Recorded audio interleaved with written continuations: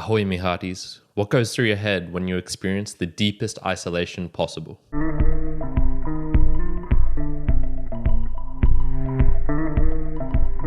Welcome, mere mortalites. I'm Kyron, and I'm here to help you transcend beyond your mere mortality with some interesting book reviews. And today I have for you the story of a shipwrecked sailor by the very famous Colombian Gabriel García Márquez. The book was published in 1970, and really, the title says it all.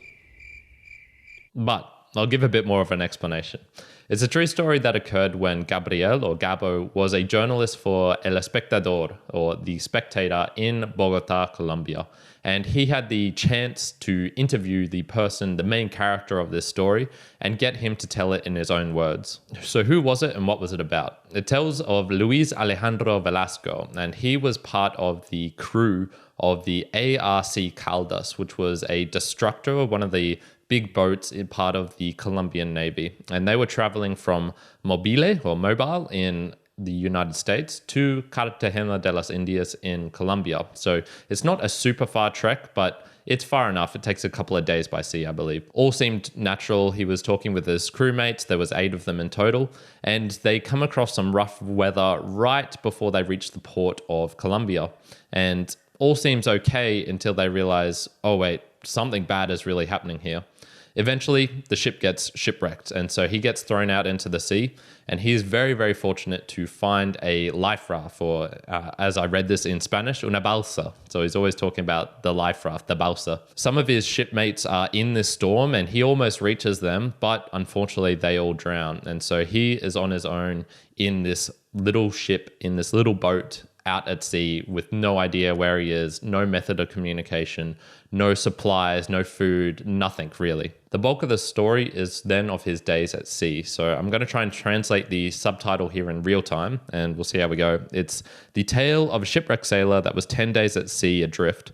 In a little boat, without eating, without drinking, he was proclaimed a hero of the fatherland, kissed by the beautiful queens of Colombia, and made rich for the publicity, but afterwards denounced by the government and forgotten forever. So this poor man was 10 days at sea, so he gives a lot of explanations of each individual day. It's a very linear plot, and he goes from day 1, day 2, the sharks coming out at 5 p.m., what it was like in the evenings with the stars, how he tried to maintain his sanity, what he did with his time, all of these little things that you sort of just take for granted in day-to-day life, but when you're out there with nothing to do, you go over in excruciating detail. So you see his gradual, not descent into madness or anything like that, but his physical weakening, his thoughts becoming more and more strange, and his hopes, his dreams, his expectations crushed and then relifted again. Eventually, he sees land and is thankful. Yes, finally. He makes one last ditch effort, swims to shore, and finds salvation. He's on this beach, and a little girl finds him.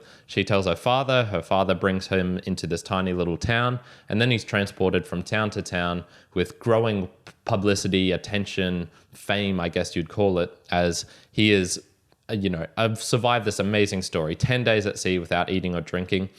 Not completely true, as he does able to eat a little bit of a seagull that he captures, a little bit of a fish, and he also finds the root of some sort of plant. So he does get a couple of mouthfuls during this whole time, but essentially it's, a tale of a guy enduring beyond what you would think is the normal capacity. As for the book itself, it's relatively small. It's only 140 pages in Spanish, so that's probably 120, 110 in the English version. And it has a bit of history behind it as well. So it was actually published in parts in a newspaper 15 years before it came out in the full book form.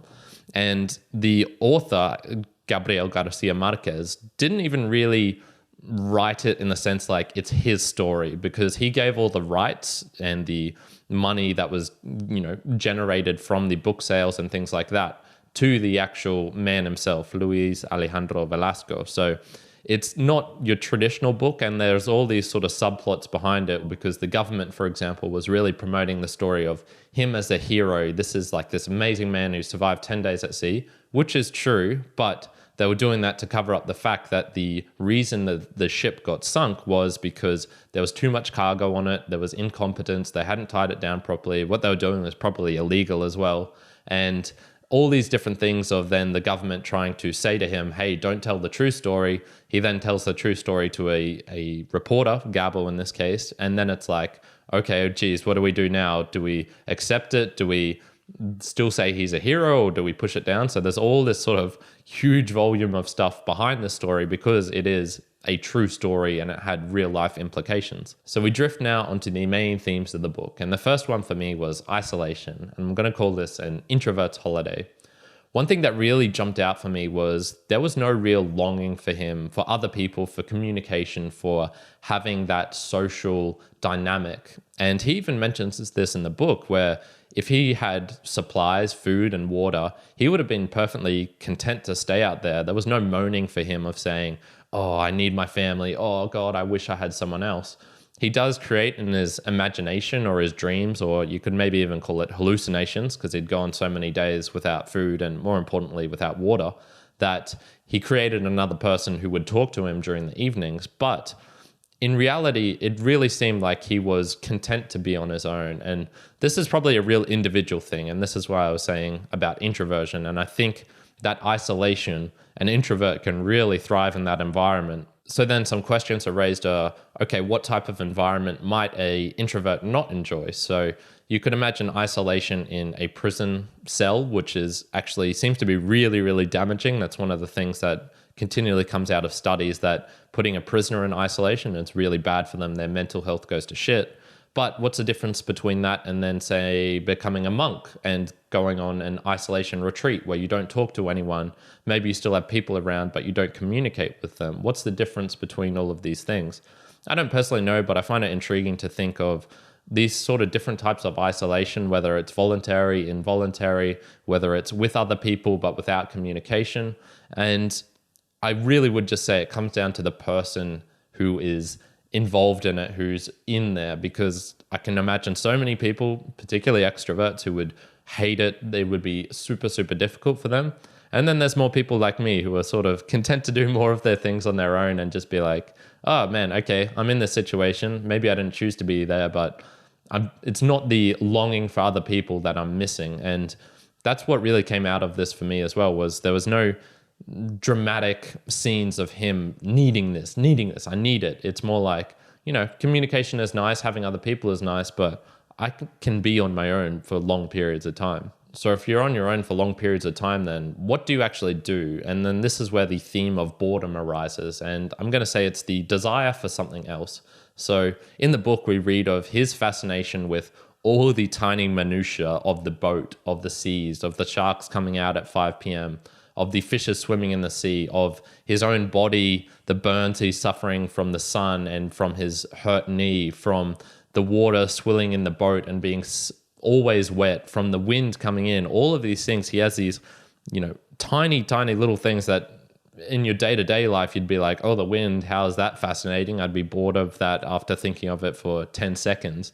But for him, he can contemplate all these things, and it's like, he's not bored of that. It's fascinating. When you really get into these things, when you really look into something, it can be absolutely fascinating. So boredom must be a completely subjective thing, because what one person might find as super engaging and compelling, maybe logs of grain produce from the 1700s through to the 1900s, another person can look at that and just go, that is the stupidest crap I've ever read. So I doubt that there is a essence of boredom in actual things. It's more based on the person and their situation. And if you find yourself in a situation where you're totally isolated, you do actually become way more interested in things that if you have all these different distractions around, or maybe something that's more compelling, you'll actually be able to appreciate those when they're on their own. And it's just, I have nothing else to do. Well, I might as well look at the time going through this hourglass and think, wow, that's actually kind of cool. I'm just watching it run through, but damn, it's getting pretty interesting. So we surf now onto my personal observations and takeaways.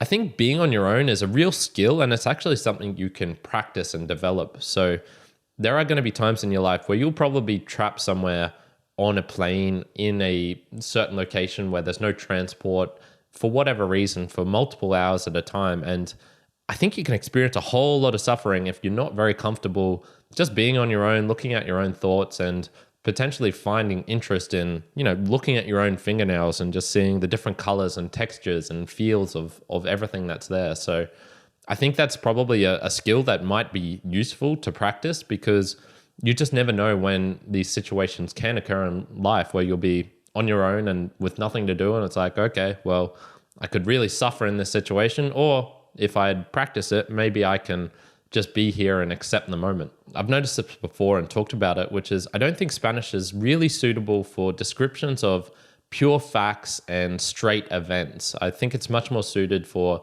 these emotive feeling type things, because in this book, he really didn't give away that much. It felt like it really was, Captain's log, day one, etc., etc. The men are revolting, that sort of type of real linear fashion. There was no real learnings or takeaways from him. Like, I really wanted to know, wow, what was it like to almost die from starvation or from thirst? What was it like to be on your own for 10 days, 10 full days without any hope at all? Like, what do you think would have happened to your body? All these sorts of different things. And he didn't go into these, and there could be a myriad of reasons for this. It could have been the public pressure, the pressure from the government to produce this sort of plot line. It could have been the Columbian sort of machismo style of not wanting to show your emotions and feelings, these sort of, being a man about it. All these sort of things could have been it. It could have just been him as a person, and he didn't want to show that, or maybe he didn't even feel that. Who knows? There were so many things, but I really feel like something was missing from the book to make it that next level of wow, because this story is a fascinating story. But for me, reading it, I was really just sort of, the style of it in the end made me go, I'm not really going to remember this. And it could just be because Gabriel himself was a relatively young writer at the time, so he couldn't properly express all the things in this. But for me, there's just something missing in the book, and being told in the Spanish language as well, I don't think really helped. Land is in sight. We've come to the summary. We've come to the end. And this is truly a tale of endurance. It sort of reminds me of Life of Pi, but without the philosophy and magic that's associated behind it. It wasn't overly dramatic, which is probably true. That probably didn't occur that much when he was at sea for 10 days in a tiny life raft.